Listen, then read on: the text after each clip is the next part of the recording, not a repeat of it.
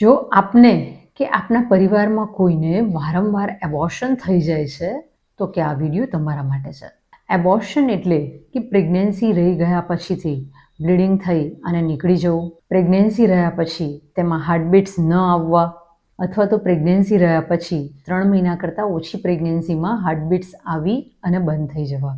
આ બધી જ કન્ડિશનને મેડિકલ લેંગ્વેજમાં કહેવાય મિસ્ડ એબોર્શન. તો મિસ્ડ એબોર્શન શું કામ થાય છે? દરેક દર્દીના મગજમાં આ ક્વેશ્ચન હોય, શું મેં સારો આરામ ના કર્યો, વધારે કામ કર્યું એટલે મને મિસ થઈ ગયું? ના.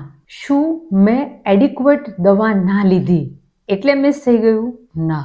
હવે મને એવી કોઈ દવા આપી દો કે મારે મિસ ના થઈ જાય અને મારી પ્રેગ્નન્સી પૂરા મહિને પહોંચી જાય.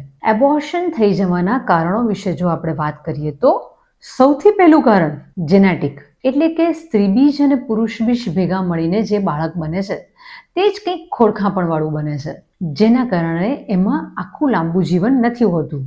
એટલે કે 1.5 મહિને કે 2 મહિને જ એ એનું જીવન સમેટી લે છે. એવું શું કામ થયું?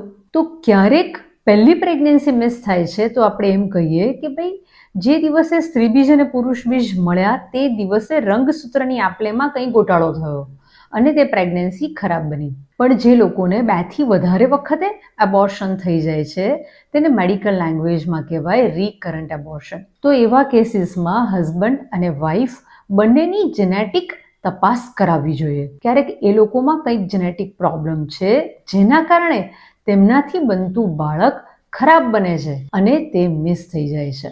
બીજું કારણ હોર્મોનલ ચેન્જીસ, જેમ કે કંટ્રોલ કર્યા વગરનો ડાયાબિટીસ, કંટ્રોલ કર્યા વગરનો થાઇરોઇડ, હાઈ પ્રોલેક્ટિન, વધારે પડતું વજન, ક્યારેક પોલિસિસ્ટિક ઓવરી, આ બધા કારણોથી પણ તમને મિસ થઈ શકે છે. ત્રીજું, આપનું ગર્ભાશય ક્યારેક ખરાબ હોય, એટલે કે ગર્ભાશયમાં પડદો હોવો, 2 ગર્ભાશય હોવા, ગર્ભાશય નાનું હોવું, ગર્ભાશયમાં મસો હોવો, અથવા તો ગર્ભાશયમાં ક્યારેક મોટી ગાંઠ હોવી, તેના કારણે પણ ક્યારેક એબોર્શન થઈ શકે છે. ચોથું કારણ ઇમ્યુનોલોજીકલ, ક્યારેક આપનું બોડી પ્રેગ્નન્સીને રિજેક્ટ કરે છે, જેને કહેવાય ઇમ્યુનોલોજીકલ રીઝન. તો જેને પણ વારે વારે એબોર્શન થાય છે તેણે ડોક્ટર પાસે પોતાનું પ્રોપર ઇવેલ્યુએશન કરાવવું જોઈએ. બધા જ સરખા રિપોર્ટ્સ કરાવવા જોઈએ.